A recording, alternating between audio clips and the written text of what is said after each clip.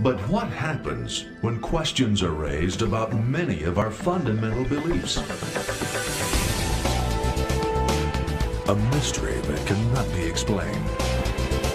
An enigma that defies reason. A surprising and unexpected answer. To encounter such a mystery firsthand may change your life forever. Face to face with the greatest riddles of the ages, the world's most profound mysteries reach out and touch your life in ways you've never imagined possible. Encounters with the Unexplained.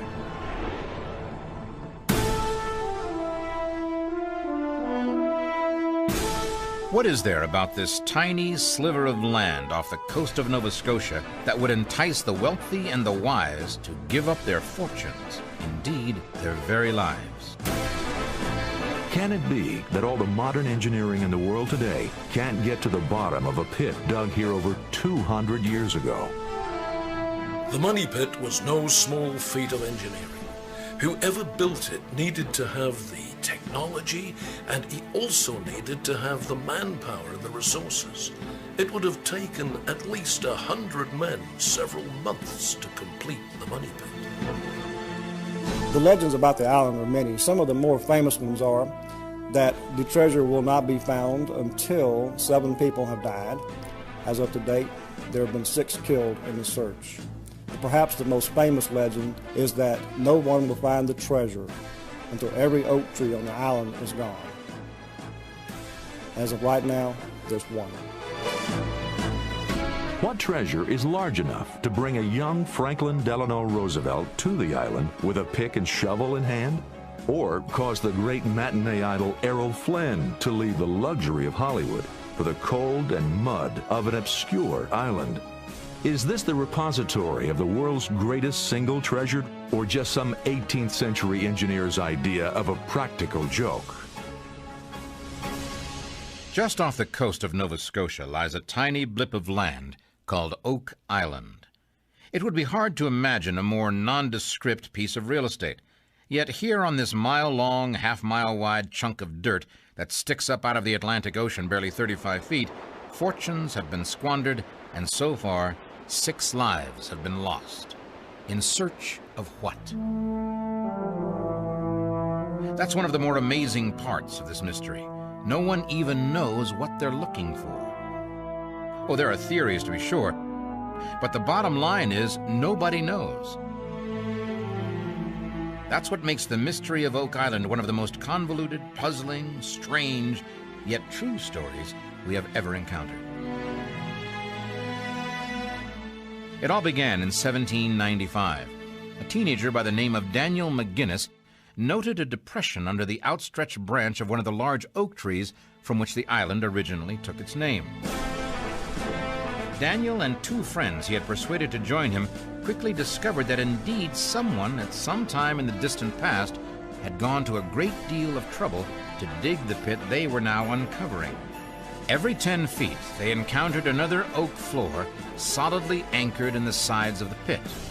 By the time they had reached the 3rd floor, and in spite of dizzying visions of buried treasure, they realized they were in over their heads, both literally and figuratively.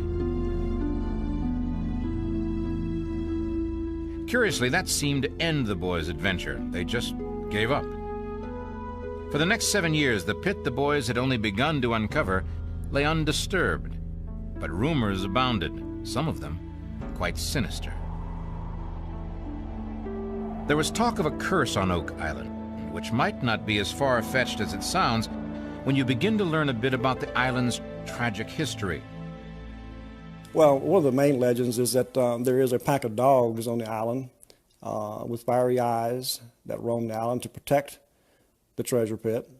Also, a crow that may be the embodiment of some other spirit. Supposedly, he watches over the money pit. You've also got the legend that the treasure will never be found until 7 people have died. And so far, 6 have died.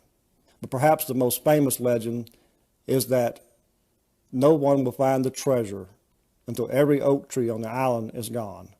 As of right now, there's one. We really don't know what happened when the money pit was found or what the original story was.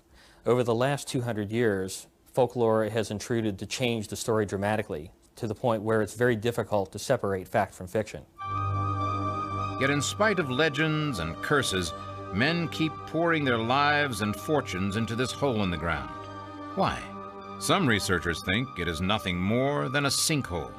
I don't think it was a sinkhole, I know it was, for the simple reason that Oak Island is no more than 500 feet from the mainland, where the mainland is peppered with sinkholes. I have been in several of them. If that's true, it's a sinkhole that has fooled a lot of people. The boys eventually convinced others that there was something of value buried on the island, and in 1803 they returned to the original pit, but as hired hands with the Onslow Company. The Onslow Company brought to the island a full complement of men and equipment, believing they could quickly find whatever treasure there was to be found. The crew began to dig, McGinnis and his two friends among them, and amazingly, they continued to find layers of oak logs at each new 10-foot depth. But they also encountered layers of charcoal, putty, and a fibrous material that fired their imagination. It was strands of coconut fiber used by ships to protect valuable cargo. To this point, they had found only clay and oak logs, but the coconut fibers gave them new hope. Since there wasn't a coconut tree within 1,500 miles, someone from far distant shores had to have brought it there. Hiram Walker, who was working in the money pit at the time, told his granddaughter that he saw bushels of a substance that was later identified as coconut fiber being taken out of the shaft. Now that was strange, because the nearest coconuts were 1,500 miles away. Here too, at about 90 feet, they uncovered a large flat stone with 2 lines of strange geometric symbols inscribed on it.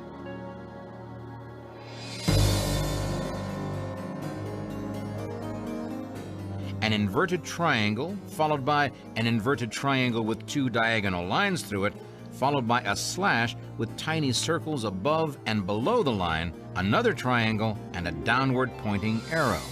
The inscription was shown to a language professor at the University of Halifax, who translated the markings as saying, 40 feet below, 2 million pounds are buried. A translation that would be confirmed years later by a reference to Edgar Allan Poe.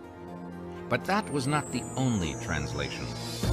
The writing, translated to the English, is from the writings of the Coptic Christians. Now, the Coptic Christians were very early Christians, and they were lineally descended from the ancient Egyptians. The inscription is translated by Dr. Barry Fell, and it reads, "The people shall not forget the Lord. To offset the hardships of winter and the onset of plague, the Arif, he shall pray to the Lord." Now, and Arif was a sub-priest in the Coptic religion. Harry Marshall, who helped to carry the stone out of the shaft, said it was not like anything he'd ever seen in Nova Scotia. In fact, he thought it was a form of porphyry. Not very common, but you can find it in Egypt. Is it really possible that Egyptians reached North America in the distant past? How did a rare kind of rock found almost exclusively in Egypt find its way to Oak Island and into this enigmatic pit? The questions without answers keep mounting, yet it is only now that the mystery of the island really begins.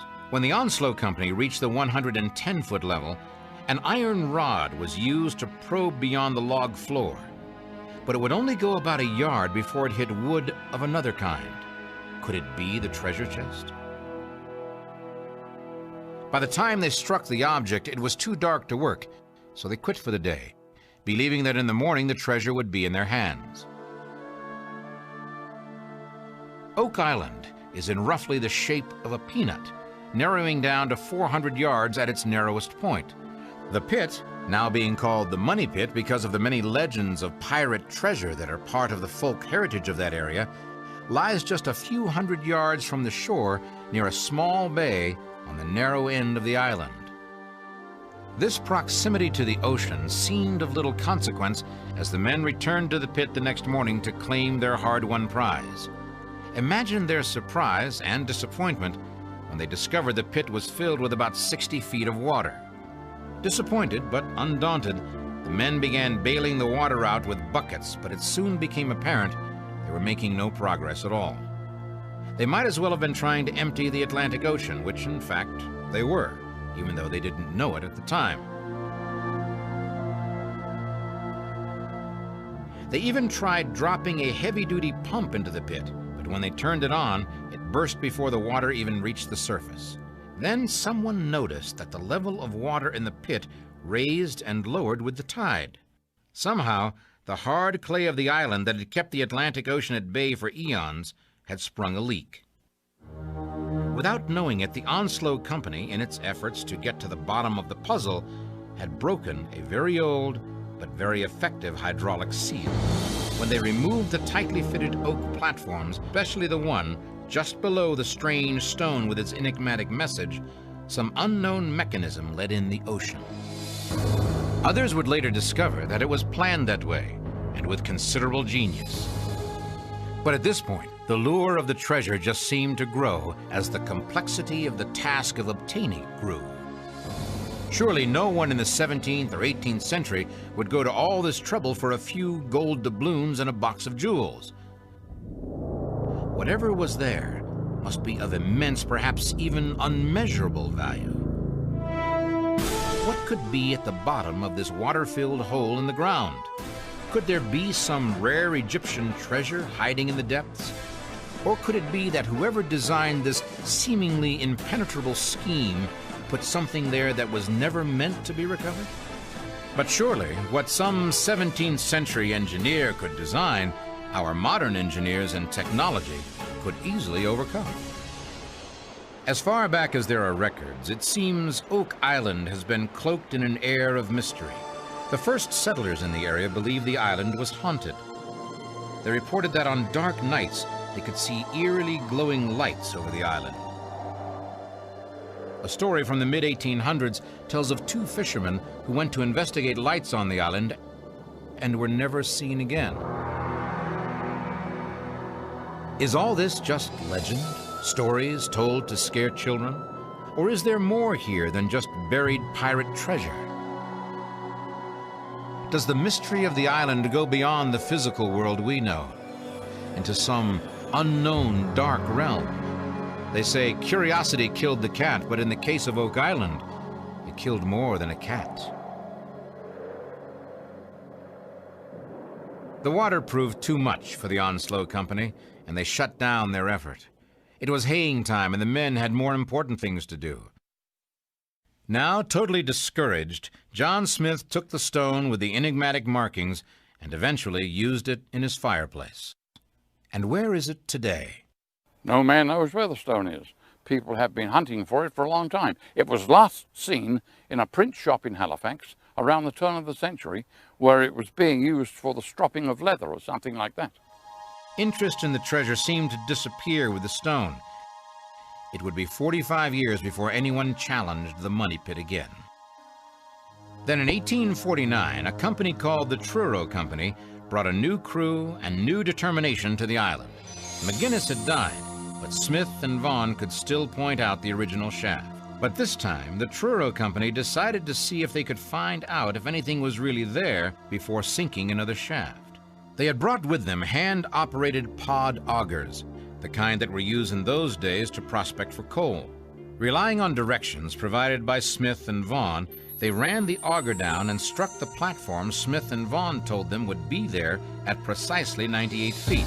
The bit then dropped 12 inches and hit another 4 inches of oak and then went through 22 inches of loose metal. The auger then hit another 4 inches of oak and 6 inches of spruce. From there on down to 112 feet, there was only clay. According to records kept by the company, something was definitely there between 98 and 105 feet. They eagerly retrieved the auger, anxious for clues as to the size and composition of the treasure, but what they found was yet another mystery. There were two times in the 1800s when searchers thought they drilled into treasure chests. One was in 1849 when they thought they drilled through two chests, one on top of the other. And the other one was in 1897 when they thought they drilled into one big chest which had different measurements from the other two. The auger did bring up two pieces of gold metal, very much like the links on a watch chain. But not everyone was convinced they had found treasure chests. Some think it may have been a coffin. In my opinion, these two pieces of metal that were taken up in that core possibly, not probably, but possibly came from chainmail armor that the Arif may have been using. Because chainmail armor in those days, and before, 1,000 years before, was still quite popular. And they probably dressed him up after he died in chainmail armor and put him in his final resting place. It might indeed be possible to imagine the pit as nothing more than an elaborate tomb for some ancient religious leader, but there's more, much more to the story.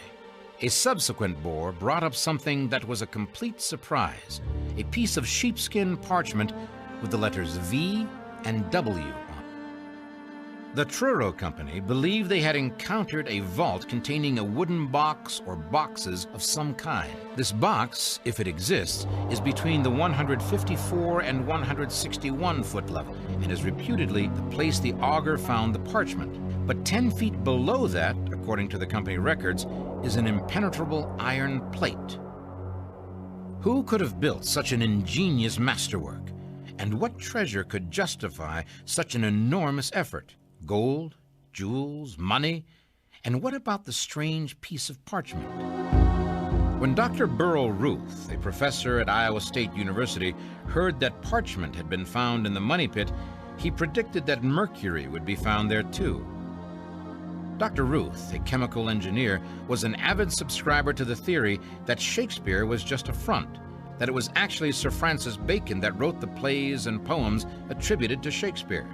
And Bacon had written on several occasions that mercury could be used to preserve almost anything of value, including manuscripts. So when Ruth heard about the piece of parchment that had come out of the pit, he concluded that this must be the repository Baconian scholars had been searching for centuries. Ruth thought it entirely possible that a hoard of manuscripts would be found there that would prove once and for all that Francis Bacon was in fact the author of the so-called Shakespearean works. We are inclined to write this one off as just idle speculation, except for a couple of nagging oddities that keep everyone guessing. For example, there's that business about the mercury. There has been confirmation that people years ago did use mercury for preservation. And the amount of mercury that must have been on Oak Island would have been enough for either smelting or some storage project that was pretty big. So far as anyone knows, Shakespeare was not a lawyer, nor well-traveled, nor educated, and he certainly lacked extensive life experience. Bacon, on the other hand, was all of those things, and in addition, was one of the leading scientists of his day. He would have the knowledge and skill to design and implement something as complex as Oak Island has turned out to be. Still, there is no direct evidence pointing to Bacon as either the author of Shakespeare's work or the designer of the Oak Island complex. But all of this only seemed to heighten the desire of the Truro Company to find out what was, in fact, in that hole in the ground. They decided to drill yet another shaft, this time to the northwest. Same solution, same result. At about 100 feet, water came rushing into the new shaft. This time, it took barely 20 minutes to fill the shaft. One of the workers on the island at the time discovered that there was an area along the beach where at low tide, water would bubble up from the ground. Of course, this was not natural. Apparently what he had discovered was an opening into one of the flood tunnels. They started investigating along the beach. They found that underneath the rock and the sand, there was a layer of eelgrass and coconut fiber, apparently set there to use as a filtration system. They went ahead and built a dam, a rock dam called a cofferdam. This held back the tide, and they were actually able to dig up the beach. As they did, they discovered that there was a series of box drains, approximately 8 inches in diameter. These box drains were like the fingers on your hand. They formed a fan. They converged into one central location, and apparently that's what the feeder tunnels were for the flood tunnels. Unfortunately, before they could find the point where they converged, a storm came along, an Atlantic storm, and destroyed their dam. The Truro Company was certain they had discovered the key to the Oak Island mystery. However, lacking the time and resources to rebuild the dam, the company decided instead to sink another shaft about 100 feet from Smith's Cove to intersect and plug the flood tunnel. But the men of the Truro Company hadn't even begun to understand the complexity of the task before them. Somebody had designed Smith's Cove as an enormous feeder system capable of taking 600 gallons of water per minute from the Atlantic Ocean into the Money Pit. The walls of this feeder system were 4 feet high and 2.5 feet wide at a grade of 22%. The Smithsonian Institute examined the fibrous material and determined that it was indeed coconut husks, and pointed out that it was especially resistant to seawater and might have been there in Smith's Cove for several hundred years. The company's idea of plugging the feeder tunnel was a good one. Unfortunately, they were only able to find one of the tunnels, and they weren't able to plug that one completely. Someone had built a complex system of tunnels, drains, and filters that worked on a simple principle that's known to every child. If you place your thumb over the top of a drinking straw and insert it into a glass of water, the water won't come up into the straw until you remove your thumb. And since we know how that works, the mystery is solved, right? Sorry to disappoint you, but even knowing how the flood trigger works, all the entrepreneurs, researchers, engineers, and treasure hunters over the past 150 years have so far been unable to put the water back in the glass. We can tell you, however, that like those who had gone before them, the Truro Company ran out of time and money and simply gave up. But what of more modern efforts to retrieve the treasure? Do we know yet what the prize is for which the treasure hunters have been willing to give up everything? Is it the treasure that still draws people to the Money Pit? Or is it the challenge of solving the puzzle? Are we any closer to a solution? Or does the Money Pit of Oak Island just generate more mysteries? Treasure hunters have continued to return to Oak Island at varying intervals over the years, and while some pieces of the puzzle seem to have fallen into place, no one has yet been able to reach the treasure, whatever it is. Divers have managed to go down as deep as 235 feet into a vast chamber beneath the area of the Money Pit. They reported V-shaped gouges extending upward, and while they couldn't see the bottom, they could stand on it. Several treasure seekers, beginning with the Truro Company, believe they have solved the riddle of the water trap, but the results of these efforts have always been either disappointing, strangely bizarre, or tragic. By the mid-1800s, 2 workers had already lost their lives. One was killed when a steam boiler blew up, another when he fell down a steep shaft. But not even the superstition that 7 people would die could keep the treasure seekers away. Tantalizing discoveries kept popping up, almost as if the island was teasing the treasure hunters, daring them not to quit. The island is covered with clues and markers showing that someone did something there a long time ago. Probably the most famous of these is the stone triangle that was found at South Shore Cove. This triangle, if you follow its measurements and follow its lines, mathematically it will take you straight to the site of the Money Pit. The Money Pit. Strange name for a hole in the ground that no one has taken a dime out of yet. Of course, if you look at it from the standpoint of the amount of money poured into it, it is aptly named indeed. And even some of the world's most unlikely treasure hunters have been willing to contribute their share. Over the years, there have been many famous people associated with the search and the island. In 1909, Franklin Roosevelt became involved with the search. He bought stock in a company called the Old Gold Salvage Company. He actually made 2 trips to the island to participate in the search. Of course, they were unsuccessful, but over the years, even as president, he still followed events on the island. And as late as 1939, he hoped to return to the island, but the impending war in Europe prevented this. Roosevelt's effort was merely unsuccessful. Others have not been so fortunate. They come knowing the history, even the nature of the problem, but somehow they always seem certain that with the right tools and a sustained effort, they can succeed where all others have failed. We came to get the two treasures up, and I would say that my convictions are stronger than ever that we can do it and will do it. Robert Restall and his wife Mildred had lived exciting and adventurous lives. Among other things, they had been daredevil motorcycle riders. The difficulties of Oak Island seemed almost trivial by comparison, yet they would discover that they had embarked on a journey that was far more dangerous than anything they had ever tried before. The work that we have done has shown us that this is a genuine proposition. There's nothing false about it, and it's vaster by far than people ever imagined. We feel, I'm speaking for myself, I feel that the treasure is here and that we can get it, and we're going to stay here until we do. Tragedy struck again in 1965 when Robert Restall, his son Robert Jr., Cyril Hiltz, and Carl Gracer died in a pit by the shore of Smith's Cove as a result of poison gas. Oak Island had now claimed 6 lives. By now, the location of the original pit was completely obscured. Various boreholes were identified by number. Finding a small chest, or even a large chest, more than 100 feet under the rock, mud, and clay of the island was taking on all the characteristics of the proverbial needle in a haystack. Then in 1967, a man by the name of Dan Blankenship, a Florida contractor, and a Montreal businessman, David Tobias, formed another treasure hunting syndicate called Triton Alliance. Blankenship had been on the island since about 1960 as the result of an article on Oak Island published in Reader's Digest. He was so convinced he could solve the puzzle, he sold everything and moved to the island. He is still there. The land mass of Oak Island is owned by Oak Island Tours Incorporated. That's 78% of the island. And the two owners of that are Mr. Dan Blankenship, who owns 50%, and Mr. David Tobias, who owns 50%.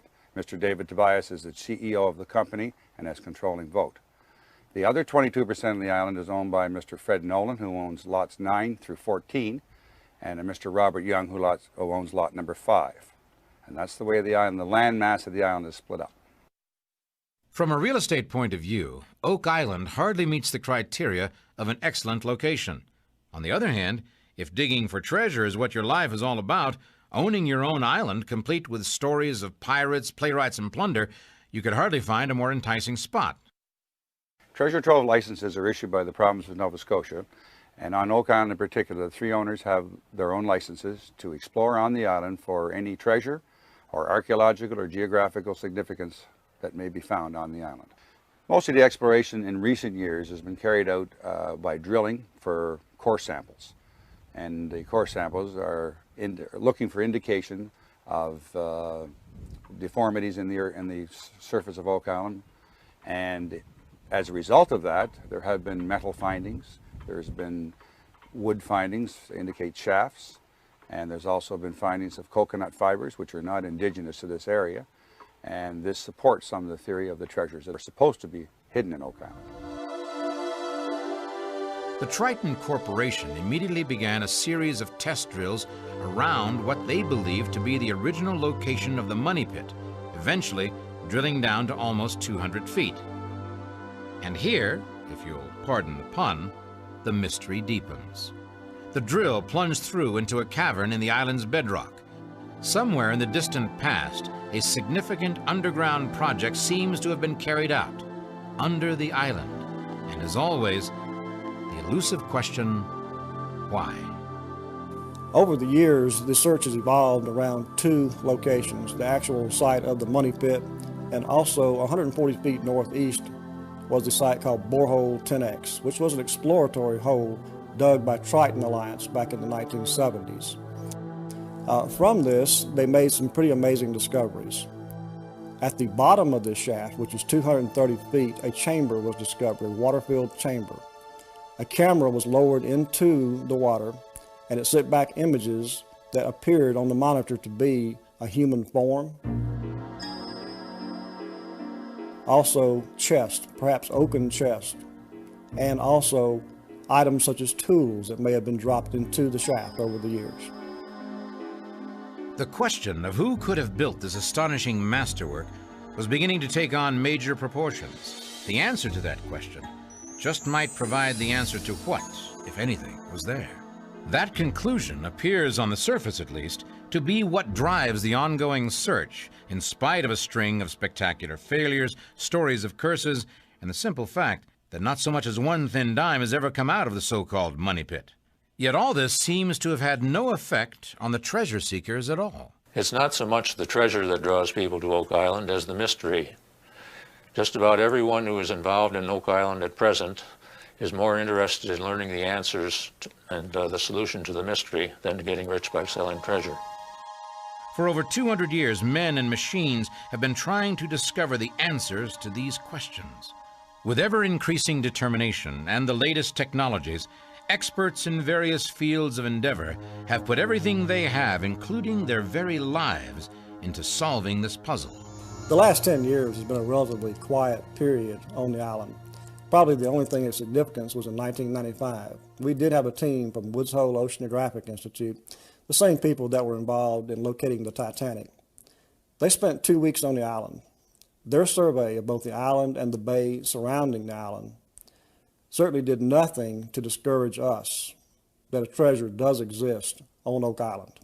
The most recent activity on Oak Island was in 1999, and we had a private company come in under contract with Oak Island Exploration Company, and they did drilling and core sampling to find any voids that may have been in the earth.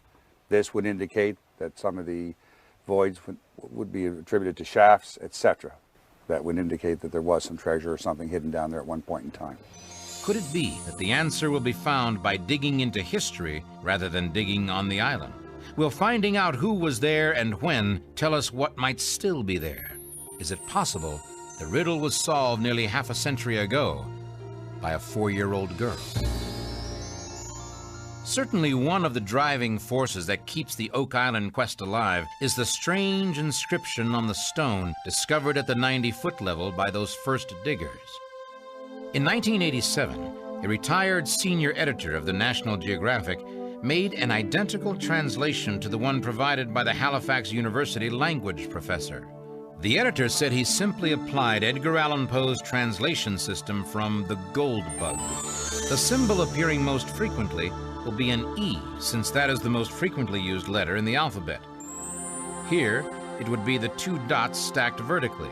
The second word, then, is blank E-E blank. In a buried treasure, that can only be feet. We now have the symbols for F and T, which are also in the first word, obviously a number. The word 40 fits the letter placements, which now give you O, R, and Y.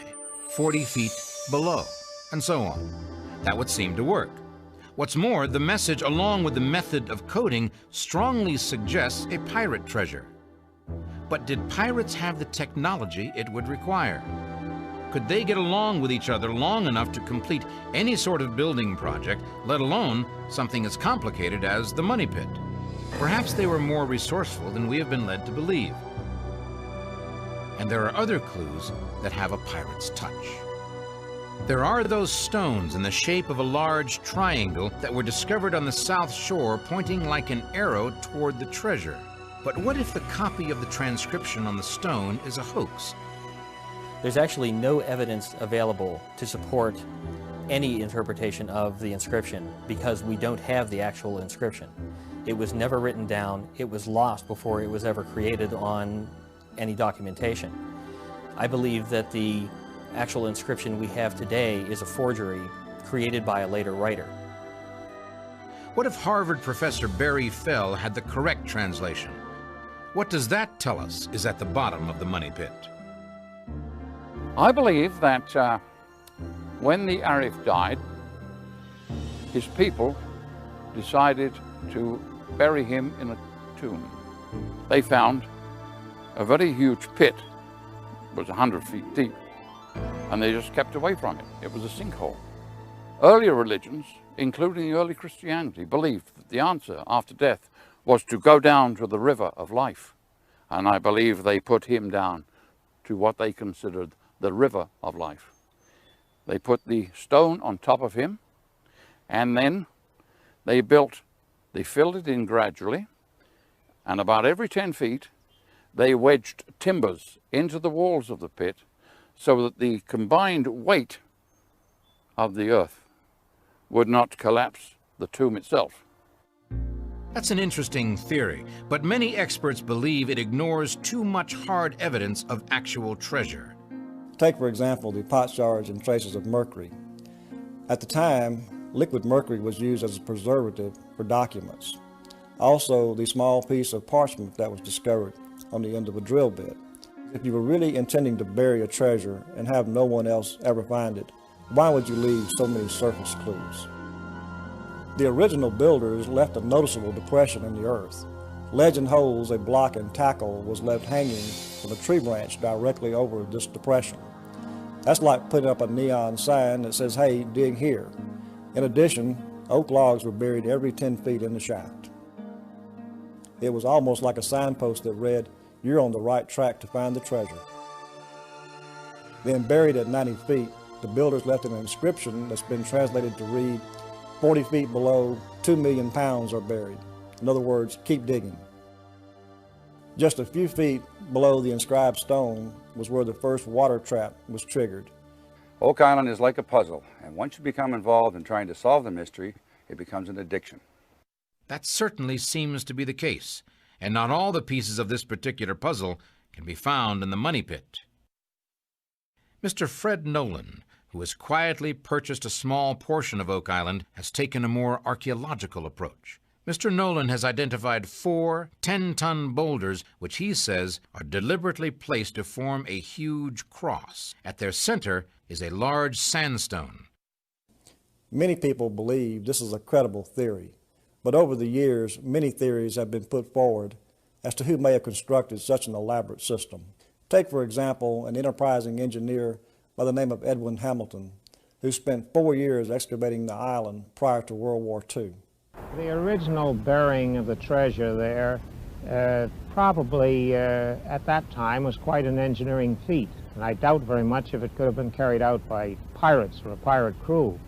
The fact that they used water for flooding and that hydraulic engineering was involved would lead me to believe that it was French in origin rather than British, and that it was very likely to be the treasure from Louisbourg that might have been buried there by the men that left Louisbourg along with the treasure on the 3 vessels. They were capable of such work. It's a possibility since the fortress of Louisbourg is just a 2-day sail away from Oak Island. Louisbourg was a large French outpost on the northern coast of Nova Scotia. It served as a challenge to British colonialism in the New World. At one time, it was the 3rd largest seaport in North America, behind Boston and Philadelphia. But the fortress fell to the British in 1768.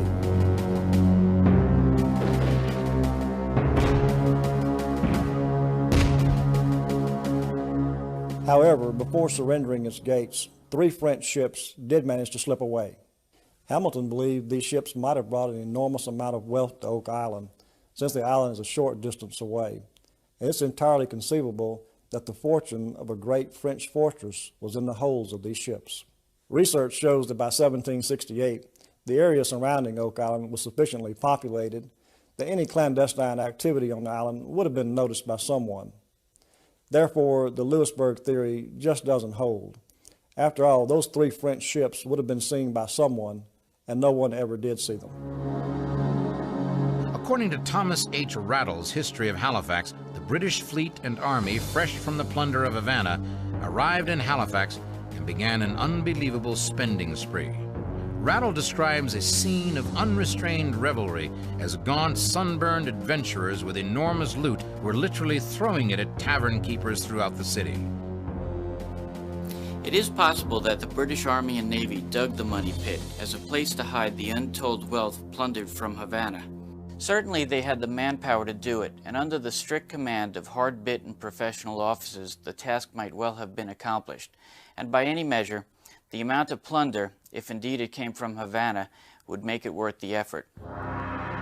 Still, there is nothing to confirm that the British soldiers ever left the taverns of Halifax in order to go dig pits and tunnels on Oak Island. Or is there? In the late 1930s, a 4-year-old girl named Peggy Adams, who lived on the island with her parents, claimed to have seen something very strange. Mama, come and see! Come and see! Honey, stop shouting. What are you talking about? Come with me, Mama. Wait. I'll tell you. They're right here, Mama. Soldiers in red coats. Red coats? Sure, honey. And you brought me all the way out here in this cold.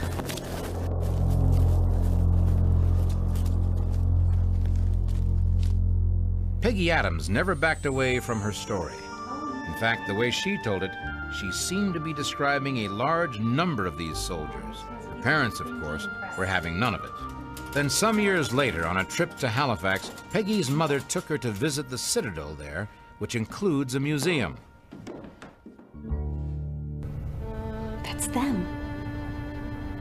Those are the men I saw.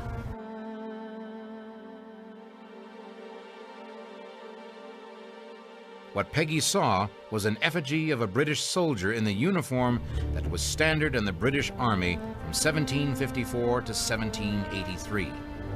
Could it be that a youngster of 4, innocent of greed or avarice, actually witnessed a ghostly watch that returns from time to time to see if their plundered treasure still lies safely at the bottom of the money pit? Too far out? Probably. But remember, in over 200 years, and in spite of the expenditure of tens of thousands of man-hours and millions of dollars, scientists and scholars have yet to come up with anything that is any more conclusive.